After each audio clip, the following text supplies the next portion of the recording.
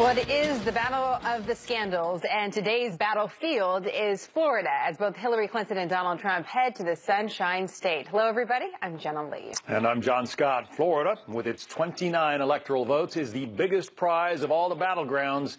Election Day just 4 weeks away. To remind Florida voters how important they are, former Vice President Al Gore will be joining Hillary Clinton in Miami. Remember those hanging chads in the 2000 election? Well, polls give Clinton a slight lead there as Wikileaks releases more emails said to be from inside her campaign. And Donald Trump also heads to South Florida this evening. He's seen his numbers slide since the leaked Access Hollywood tape, and fellow Republicans are backing further away. We have live Team Fox coverage. Mike Emanuel is live in Miami, where the Clinton team will rally this afternoon. But we begin with John Roberts at Trump Tower in New York City. John. John, good morning to you. And Donald Trump heading for a big week of campaigning across the battleground states as he opens up a new front of warfare against the Speaker of the House, Paul Ryan, after Ryan yesterday in a conference call with the House GOP conference said that basically, even though he's not going to withdraw his endorsement of Donald Trump and will vote for him, that he's basically done with Donald Trump. He's not going to campaign with him, not going to defend him.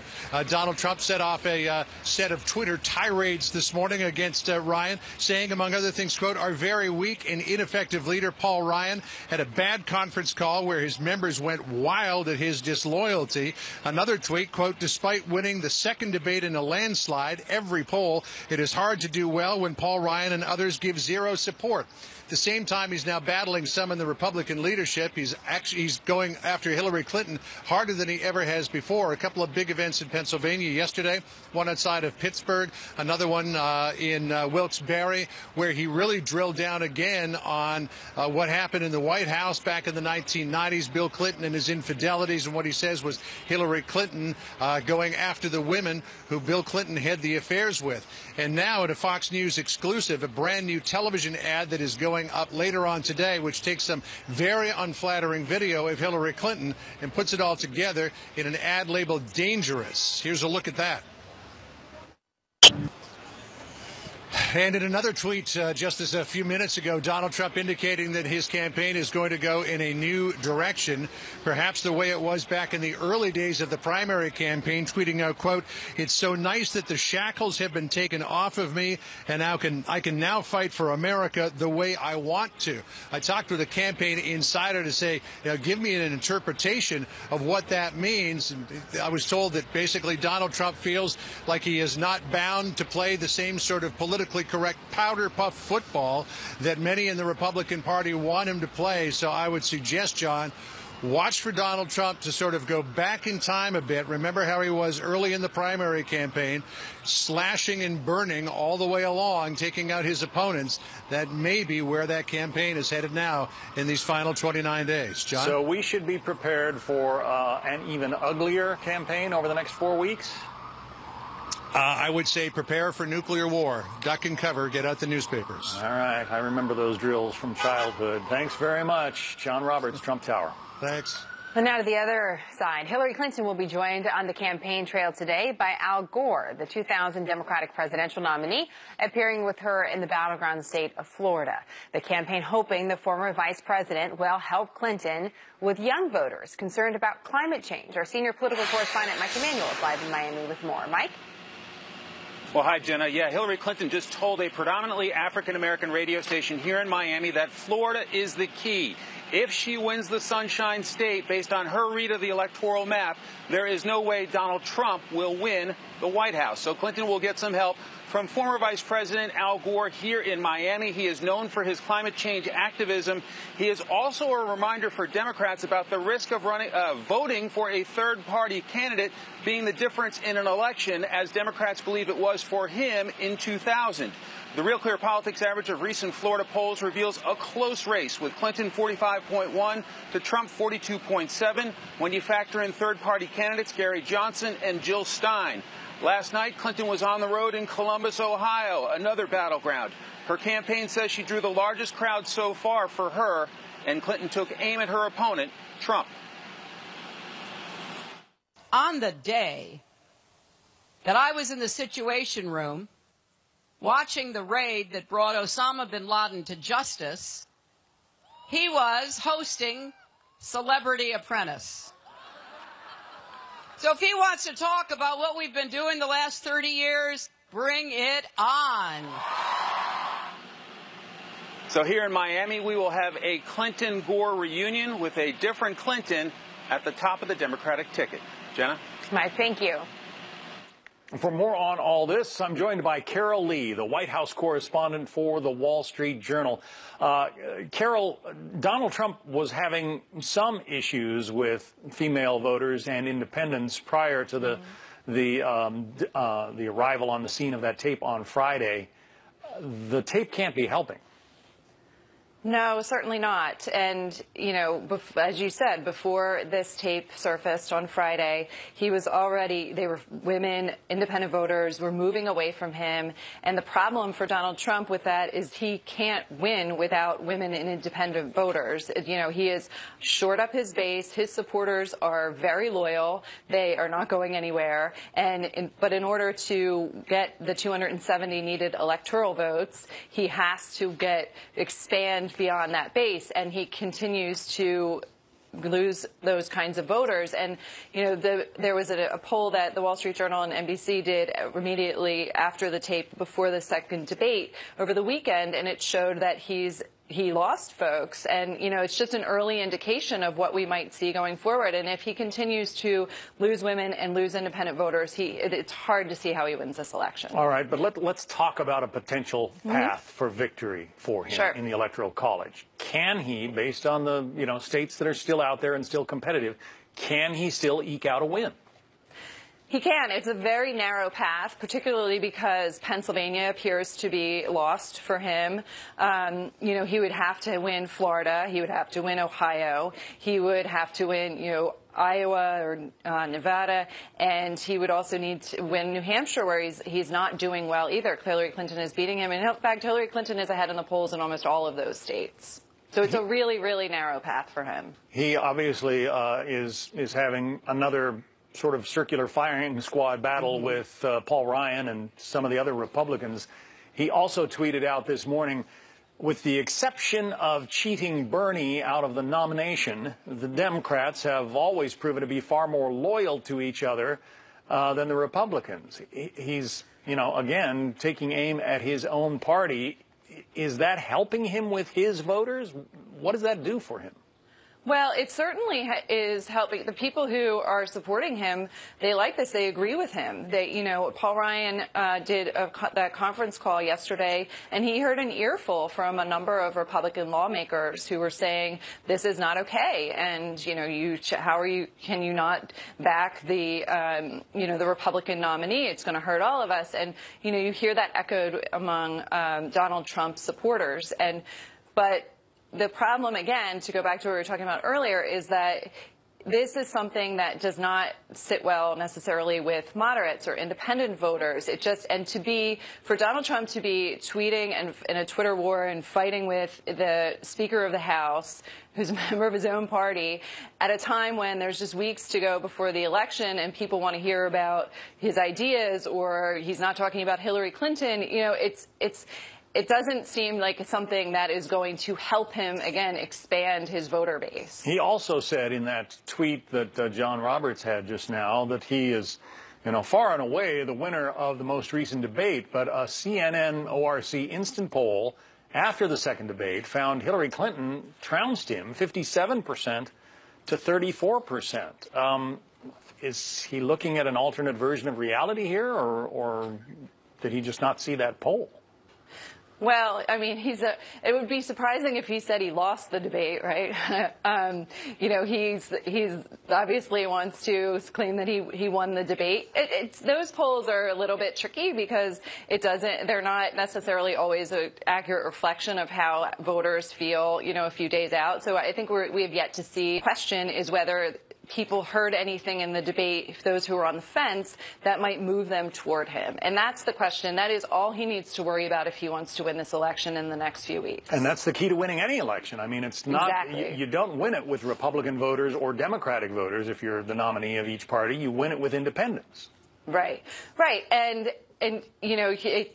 what you're seeing is kind of things come a little bit full circle, where he is, the dynamic is very similar to when he was in the primary. You were talking about his Twitter feed. I mean, he tweeted saying, you know, the shackles have been taken off and now I'm free. That sounds very much like how he was in the primary, and that boded well for him among Republican core supporters. But it's not something that may go well for him with women, with independents, with moderate Republicans, and those are the people that he needs at this stage. That's what I was going to ask. John Roberts says the shackles have been taken off. Donald Trump is free to be Donald Trump now. Is that going to help him?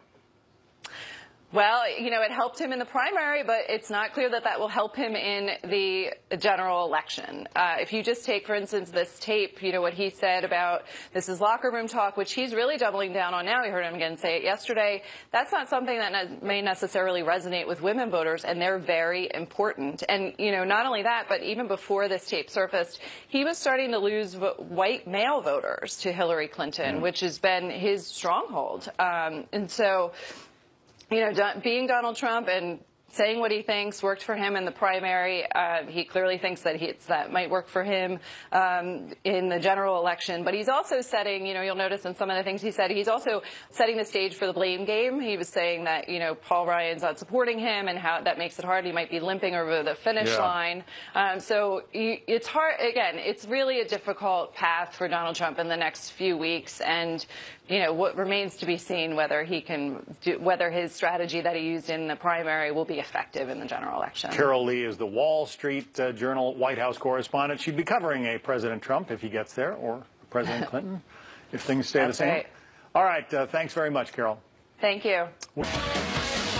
Wikileaks releasing emails it claims are from the Clinton campaign. And we remind you the information may have come to light from unreliable sources. Some are pointing at the Russians. Either way, the emails are out there. They appear to show Hillary Clinton was worried the GOP would not nominate Donald Trump, and that some campaign aides worried that Bill Clinton could be a liability. And former Clinton right-hand man, Doug Band, allegedly called daughter Chelsea a spoiled brat, and a liberal activist called Clinton a liar. Plus, the Clintons team was worried early on about the threat from Senator Bernie Sanders and a potential run by Vice President Joe Biden. Brad Gersman is the Democratic strategist, founding partner of Gotham Government Relations.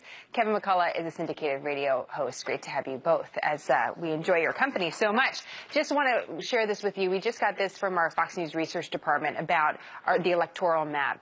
And we have now just changed Florida and the state of Nevada from toss-up states to leaning Democrat. And I want to bring that into the conversation here, Brad, because I'm curious whether or not there's anything game-changing in these WikiLeaks emails that you think could impair Clinton's campaign.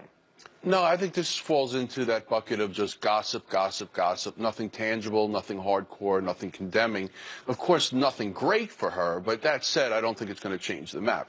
As far as the map is concerned, I would just say is that what Trump has done in the last couple of days, since all the the hoopla over some of the things that he said, is he's emboldened his major core of supporters, but he hasn't done anything to pull in the moderate Republicans or the independents at all, in my estimation. Let's ask Kevin about that. What do you think of the last few days, but also whether or not what we're seeing from these WikiLeaks dumps, and by the way, there was just a recent one, everyone's just going through those emails, whether or not there's anything that would be game-changing for Clinton? I haven't seen anything yet. I mean, I don't think that it was interesting that the one activist is saying what a lot of people inside of Hillary's circle have said for years, and that is that she's dishonest and she's not nice, and these people behave in this way, and it's kind of what it mirrors the general perception that the public has. 67% think she's not trustworthy.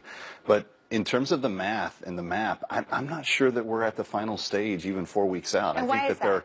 I think that there are other events that may happen. If there's a terrorist attack, if there's another health scare, if there's some other revelation on Trump that is not good, I just think we have, even though we're now down to 28 days, I think we've still got a long bit of the road to go. You know, Brad, I can't help but think about the rallies that Donald Trump still continues to gather in all of these states. They're still huge. You still have the lines outside. Simon Rosenberg, also a Democratic strategist, says that these rallies do mean something. They do talk about enthusiasm, and enthusiasm can turn to voter turnout. What about that?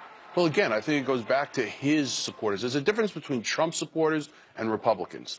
And the Trump supporters are a subsection of the Republicans, and they are fired up. They are enthusiastic. They will show up anywhere to see Donald Trump. They'll travel in vans, cars, walk, row, whatever they have to do to get to a Trump event.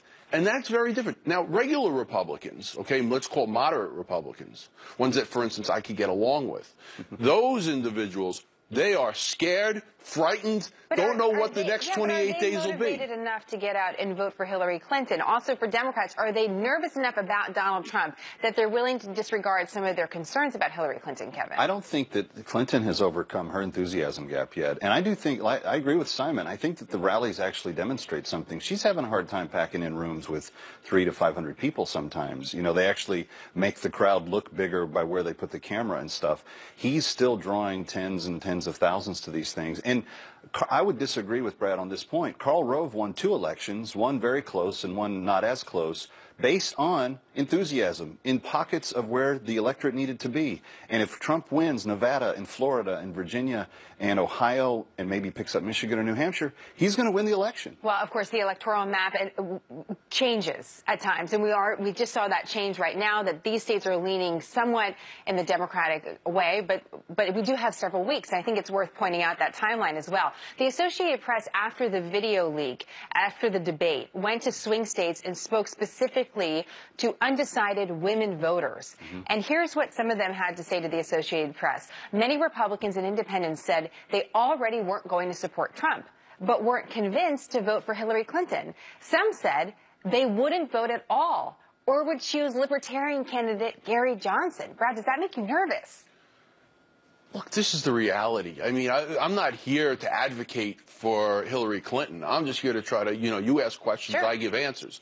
As far as Hillary Clinton's concerned, there's a lot of negatives. Come on. And yeah, I think in answer to your question is, so what are the moderate Republicans going to do? Are they going to vote for Trump? Are they going to this, that? I know what they're going to do. What about the They're going to be concerned about their own elections locally and where, after they poll the people in their districts, where they want to be and that whether they're going to endorse Trump or not endorse Trump. Kevin, what do you think of what Brad had to say? No, I think that he's mostly right. It's just hard to tell still 28 days out what enthusiasm on the day of the election is going to lead to. If you have something like what happened Friday, 2 days before we go to the polls, you're going to depress Republican turnout. But there is a core block of voters that aren't just Republicans. They are blue-collar Democrats in the production states, the Rust Belt states, that I think are largely not noticed in some of these polls. And I just don't know how reliable any of them are. It seems that both of you are saying that there's an element that's completely out of control for both of these candidates. We don't know what leaks are coming for either of them, and perhaps something like that would determine the election. I mean, Brad, do you think, despite all the strategy and all the money, that's what this is coming down to? When unfavorables and negatives are so high for both of them that anything can move this election very, very quickly. It's when people are predisposed to dislike both of them. Keep that in mind. That's what the polls are saying. When that's the case, you can get a whole bunch more people on that don't like list. And the other guy or gal can win. You do have early voting as well, Kevin, right? And so if something like the video comes out and someone's angry enough about the video, does that prompt them to cast a ballot early just in reaction to either the Wikileaks, the video, or anything else? I actually got an email from a listener this week who said, I already voted. Is it too late to rescind my vote? Because he wanted to take it away because of the leaked audio tape. No, I think that this all plays into the math, and I just think that it's too close and it's far too volatile to be able to say. If Iran, for some reason, attacked one of our vessels in the Gulf, I think that would dramatically impact, particularly the discussion of the Iran deal, and could be very favorable for Trump. If Trump's got other skeletons that are not out yet, Hillary's in a great spot. I just think it's way too close. It makes it tough to analyze. It's great to have you both and have your thoughts. It definitely makes it tough, right? Because you just don't know what's coming in the next few hours, few days, and what will come of it. Brad and Kevin, great to have you. Thank you. John? You want to stay with Donald Trump. Toddler on the Trump train. What this little Donald lookalike said to the Republican nominee, it's all happening now.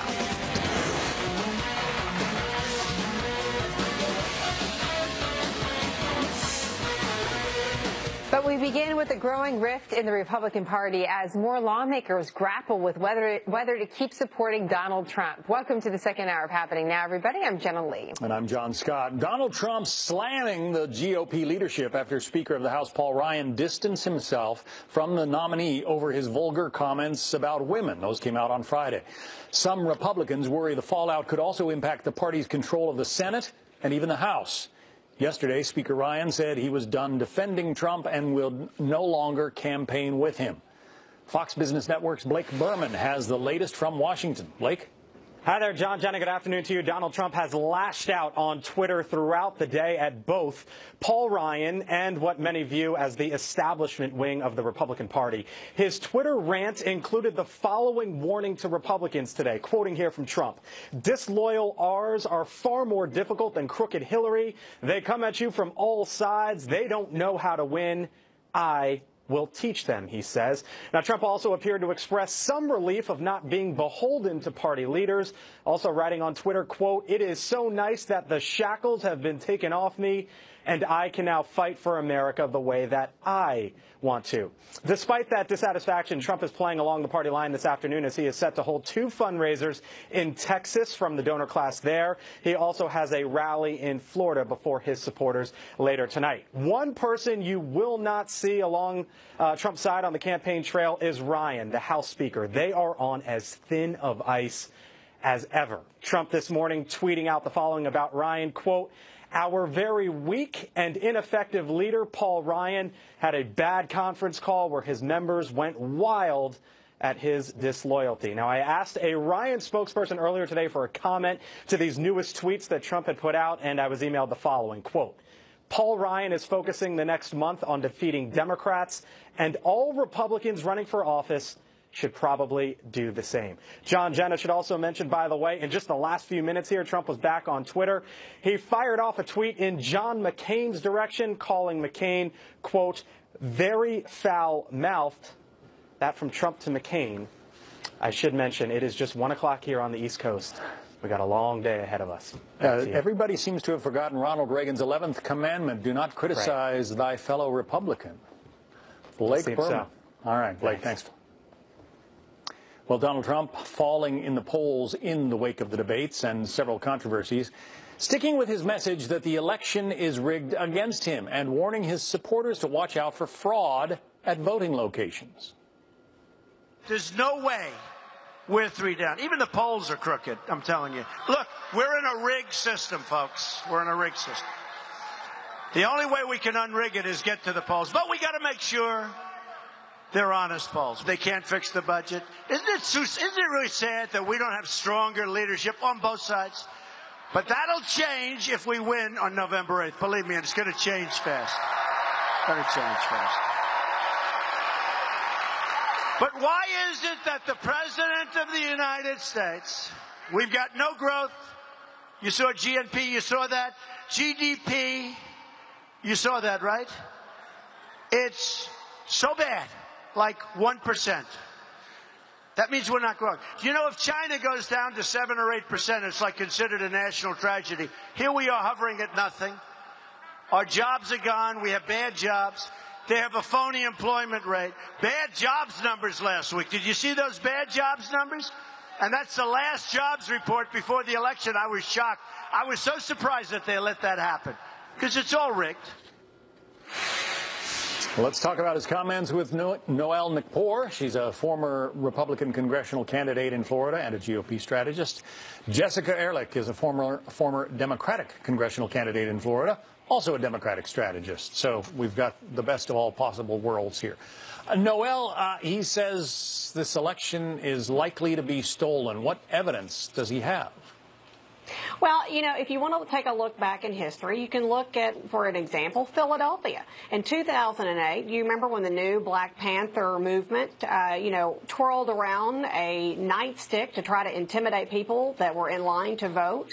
And if you look at, again, in Philadelphia, you can look at in 2014 when some Republican poll watchers caught 2 election workers manipulating a machine, and they were later convicted of adding 6 votes their way. So there is some proof of it. Me coming from Florida, I know that they have ramped up in a lot of the counties. They have ramped up Republican poll watchers. You know, this is going to be a tight election, and I think there is a possibility where you could have some voter fraud, and it's been proven in the past in some of these very key election states. Jessica, Republicans control most of the governorships and most of the state houses across the country. Are you concerned about election fraud coming versus Democrats? I mean, everyone's always concerned to make sure that polls stay open, that people are allowed to vote, that people aren't turned away. However, over and over again, it has been shown in, bipartisan commissions in different states that a lot of these, voter election fraud laws that have been passed and asking for additional identification, are either unconstitutional or not necessary because, it's usually the call that happens when someone feels that they're losing. And, obviously we have a sordid history of the hanging Chad and everything else in the state of Florida. We know what it takes, to have an election gone wrong. But that's more of a mechanical error and failure in different levels. And I think at this point, for us, registration ends here today. So it's been extended to tomorrow. But for people to even register to vote, to make sure that they can vote, even if they go in person on Election Day on November 8th in the state of Florida, that has to happen by today. You can't even, register right up. You can't walk into a poll and register. So I think it's more of like a scare tactic that's going on because Trump knows that his poll numbers are going down. He doesn't believe them. Everything's against him. If he's not winning and he's actually, showing that he's losing, it's someone else's fault. But on the point of voter ID laws, I mean, I have to show an ID to get into this building. You have to show an ID to board an airplane. Some of the most simple acts of life require an identification. Why not something like voting? There are different forms of identification that are required because it's not just showing an ID where you have a photo taken. For people, especially those who are older, who are no longer able to drive, they may not have a driver's license, which is a huge issue in the state of Florida. And they're required to bring, so many different forms of ID. So, it's becoming onerous, which is what the Supreme Court found, was that, we have a right to vote. Yes, you need to have some form of identification to prove who you are. And, there have been instances where it's like people try to get, ballots to people who are deceased and those things. But there are a lot of checks and balances that are in place now to try to make sure that, it's as equal and even of a system as possible. Noel, I think the bigger issue will be people getting to the polls. What's the voter turnout going to be? People are pretty disgusted right now. All right, Noel, Trump's cry that the election might be stolen sounds like a lot of premature sour grapes, that he's sort of preparing the ground in case he loses the election. What do you think about that? Well, that's a good point, John. I do agree with you. It does sound like he's almost alluding to if he loses, it's because of this or it's because of that, because the election was stolen. But what I will say is I'm glad he came out and he said it. And the reason why is because he is going to rally these people that want to vote for him. If they're looking at these polls, some people, when they look at polls and there's an 11 point here and there, they're going to think, oh, why bother? He's rallying them. He's saying, guess what? You need to get out there, you need to vote, and you need to make your vote count. So in a way, maybe he's going to fire up his base to rally and get the vote out. Also the case that, people who see Hillary Clinton ahead by 11 points might not go out and vote if they are Hillary Clinton supporters. So I guess it could cut both ways. Noel, Nick Poor, Jessica Ehrlich, thank you. Thanks. And don't miss the third and final presidential debate moderated by our own Fox News Sunday anchor, Chris Wallace. That's October 19th, a week from tomorrow in Las Vegas. The last Clinton-Trump showdown before Election Day kicks off at 9 p.m. Eastern right here on Fox News Channel. On new information on the Hillary Clinton hacking, Wikileaks releasing documents that appear to show she discussed classified information in a paid speech. The revelations fueling criticism that Clinton tried to keep her speeches secret for a reason. Our chief intelligence correspondent, Catherine Harris, is live in Washington with more. Catherine? Well, thanks, Jenna. These transcripts released by WikiLeaks show Hillary Clinton gave a speech to a group of Canadian business leaders in November 2013. And during that speech, Clinton reveals details of the 2011 raid that killed Osama bin Laden. Clinton specifically discusses sources and methods, which appears to be a violation of national security. Clinton tells the business group that an intercepted phone call was part of the intelligence trail that led to the al-Qaeda leader's compound you see here in Pakistan. It reads in part, quote, "The people who were the analysts and collectors and good old-fashioned spies who were gathering bits and pieces of information, some of them from cell phone conversations. He has just made a phone call. He said, this is the phone call. We need to figure out where he is. Then we need to follow him. And that is how we found this compound in Abbottabad." A former intelligence officer said Clinton's team showed no respect for classified information, and the investigation did not hold them accountable. Special operations, operational security is paramount, and one of the things they see is a lack of integrity and a lack of discipline on the part of those who have looked into the incident. The U.S. government recently took legal action against author Matt Bissonnette, the former Navy SEAL who wrote about the bin Laden mission in his book No Easy Day.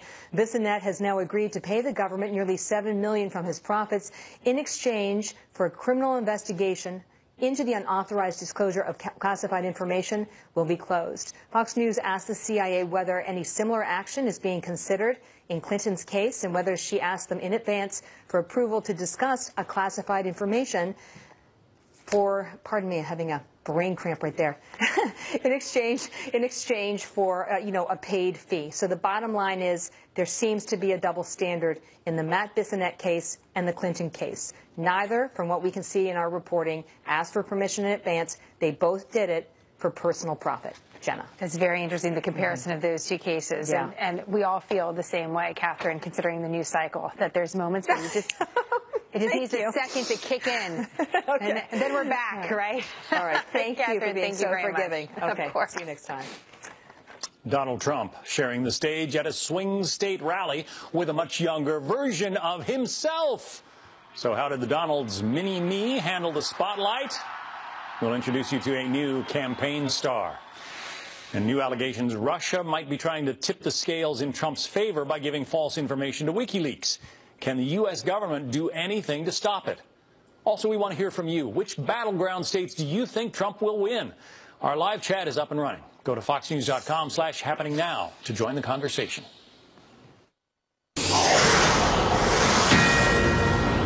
Hillary Clinton campaigning in Florida, a battleground state both she and Donald Trump need to win.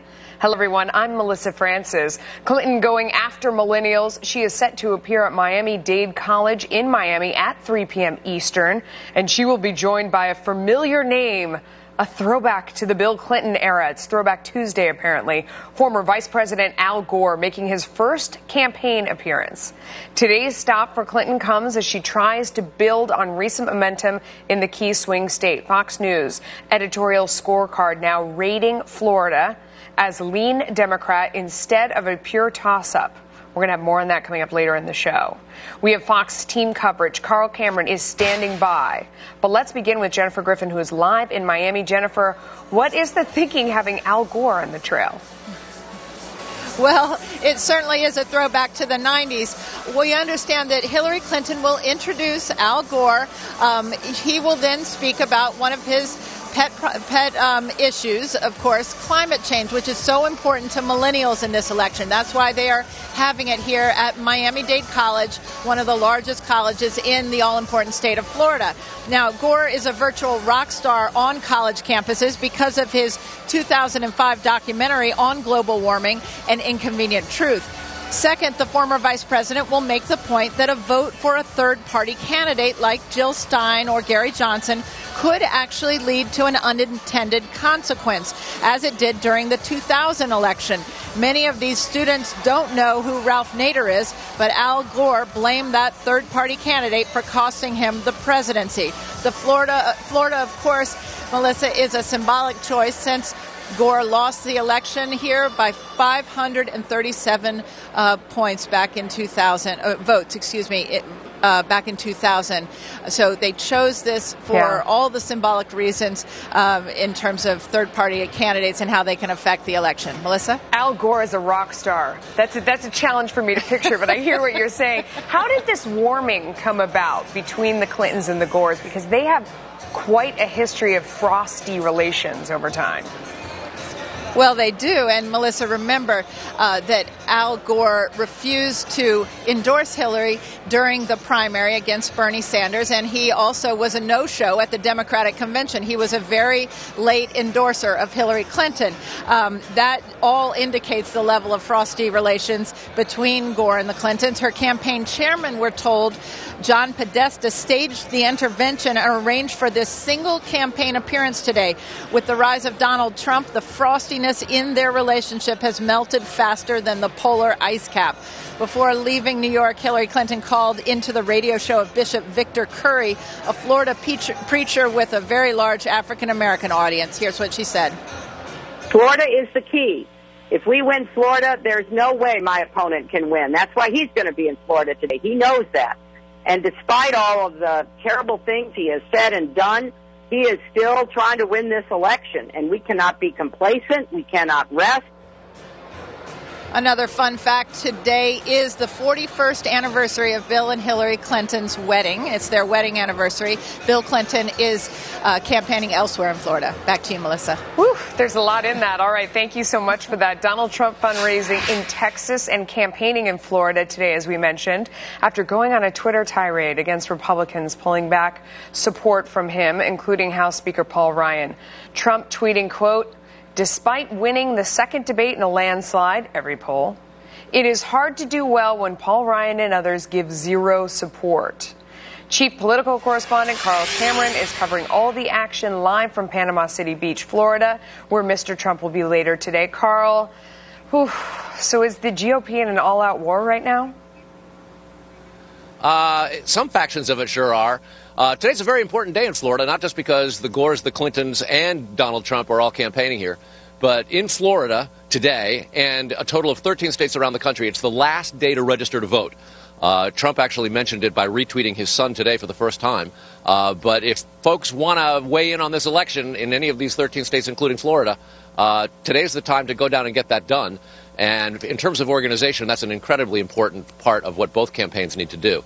As for Donald Trump, you mentioned that he had a tweet torrent this morning. He had a whole bunch of attacks on Hillary Clinton, and as well as Paul Ryan, the House Speaker. That's part of this war between the establishment and Donald Trump's campaign. And one of his tweets was particularly interesting and spoke to that point. He basically said he's glad to have his shackles off so that now he can campaign the way he wants to. Generally speaking, people have taken that to mean he can be completely as wild and as aggressive as he wants to be and doesn't have to worry about being politically correct or even political. He can pretty much say what he wants to. There's a new ad out by the Trump campaign today, and health. Melissa? All right. Carl Cameron, thank you so much. A blast from the past returns today in Florida. As we mentioned, former Vice President Al Gore will join Hillary in Miami in less than an hour. But many of the people that will speak, or they will speak to, are too young to remember his time in office. Al Gore began as a congressman from Tennessee. Later, he became a senator. He ran for president in 1988, losing in the primaries, and then in 1992, Bill Clinton chose him as his running mate. After serving 8 years as vice president, he took another shot at the White House in 2000, just barely losing to George W. Bush in a race so close it went to the Supreme Court. Since leaving office, he won a Nobel Prize for his work on global warming. Joining me now is Simon Rosenberg, president and founder of NDN and a former Clinton campaign advisor. We also have Larry O'Connor, editor-at-large for HotAir.com. Gentlemen, thank you so much for joining us. Good to be here. Simon, I'm going to start with you. I mean, Sure. Florida, boy, this is bitter ground. For Al Gore. I mean, we mentioned he lost there by just 537 votes. If we want to remind the viewers here, the recount took 5 weeks. There was litigation, and he blamed it on Ralph Nader. So now he is going back there and essentially trying to stop the same thing from happening to Hillary Clinton as millennials gravitate, maybe in part, towards the Green candidate who addresses the issue of climate change. Will it work? Yeah, I think it's good that the Clinton campaign is doing this for many, many reasons. You've covered many of them. This is a complicated story. I mean, and I think that they're going to tell two stories today. I think one is that about the throwing away your vote for a third-party candidate. We went through this as a country in 2000 and as the Democratic Party. But also, I think you're going to hear a lot about Al Gore being sort of a very modern figure, actually, not a throwback figure. Many of the things he worked on, enabling the digital economy, climate change, these are things that are happening now. And he was very involved in helping really construct and build the modern world. And then finally, I think the other piece of it is going to be the discussion about how when he was in office with Bill Clinton, we had robust economic growth. It's happened 2 consecutive Democratic administrations. I think they'll be making the economic case as well for the Democratic ticket. Okay. Larry, the challenge with that is that if they're looking at going after the millennials, the problem with Hillary Clinton and the millennials is that to them, she doesn't seem genuine. You know, they don't trust her or any of the system. You know, I mean, they were for Bernie Sanders because he seemed like he was offering something different. So how does Al Gore address that problem of not wanting what is the old establishment, what has been tried, what is tired? Yeah, retread Tuesday in Florida, right? By the way, Simon, I just want to be clear here.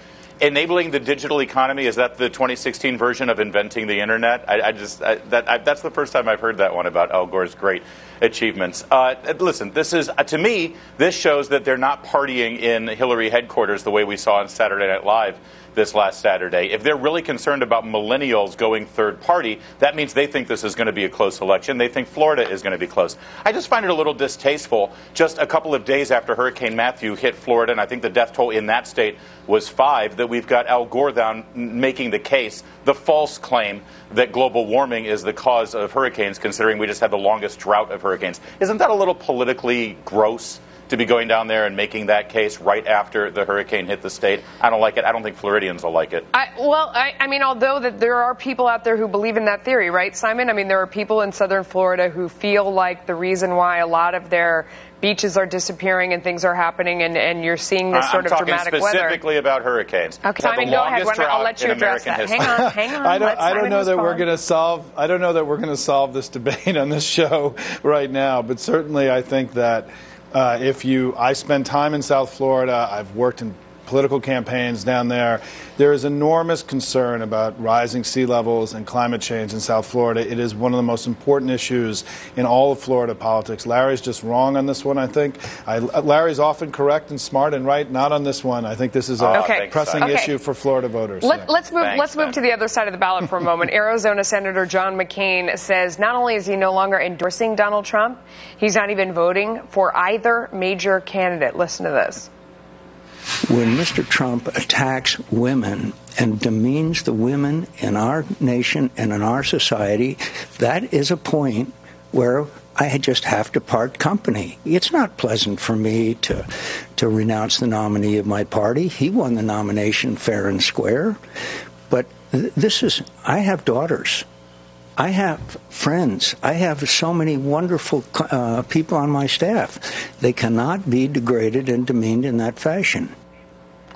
So, Larry, you know, the other side of this argument would say neither of these human beings are particularly decent. I mean, we've seen a lot of bad stuff about both candidates that are on the ballot.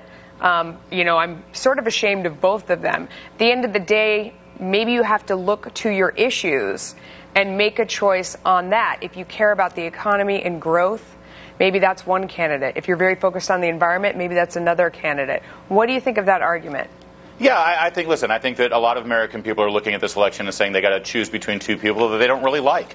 And you're right. That's where party politics are supposed to come in. You support the nominee of your party even though you may not like the person. That's why, as a long-suffering Republican, I'm sort of used to this behavior from John McCain. You know, he was primaried by J.D. Hayworth 6 years ago, and during that primary, he ran to the right of Donald Trump. Okay. He promised to build a wall, and then 6 months later, when he was elected, he was standing next to Charles Schumer. So he needed to support Donald Trump to win his primary. He's won his primary. Now he's been looking for an excuse to not support Donald Trump. Simon, forgive me. We're out of time. I'll give you an extra one next time. Thanks to both of you. He doesn't need it. Don't worry about it. Come on now. Damning new details in the latest batch of WikiLeaks emails showing a then CNN contributor and future interim DNC chair giving Team Hillary advance notice on a question to be asked at a town hall. Can you say cahoots? Plus, who heard this in the debate? So do you know this story? A lot of people don't. We dug into that 1975 case. Trace Gallagher separates fact from fiction about Kathy Shelton. Every story, every 15 minutes. Fox News headlines 24/7, channel 115.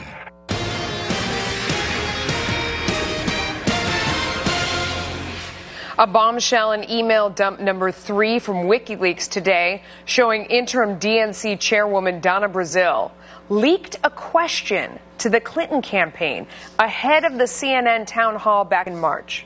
At the time, Brazile was a CNN contributor and vice chair of the DNC.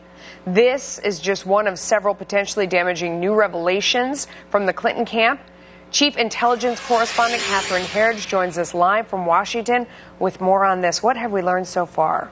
Well, thank you, Melissa, and good afternoon. Among the WikiLeaks is a transcript of one of Hillary Clinton's speeches back in 2013, where she talks to some Toronto businessmen about the bin Laden incident, and Trump has just weighed in on this issue, issuing a statement that reads in part, Clinton has such a disregard for classified information that one has to wonder if she would even be able to receive a security clearance should she be elected president.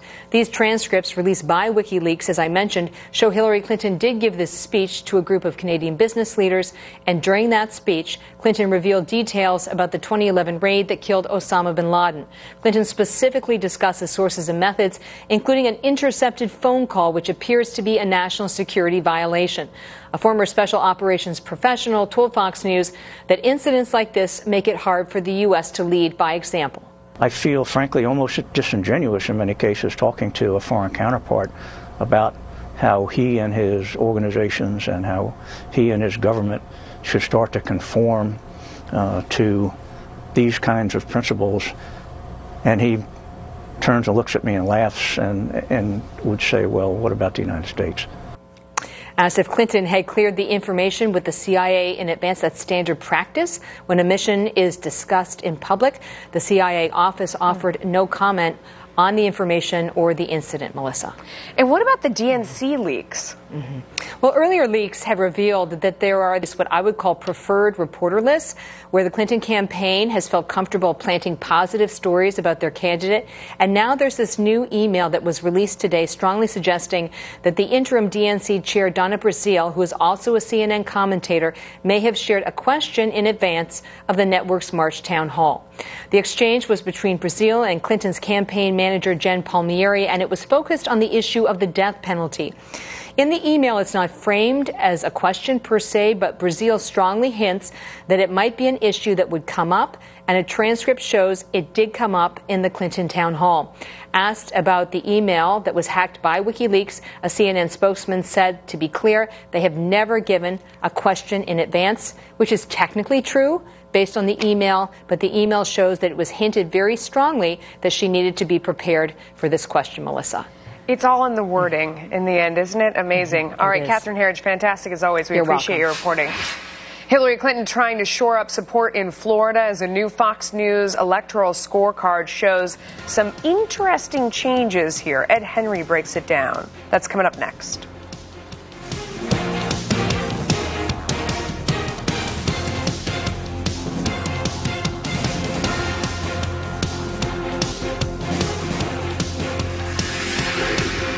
Clinton campaigning today in Florida, and she is bringing him back up to help turn the swing state blue.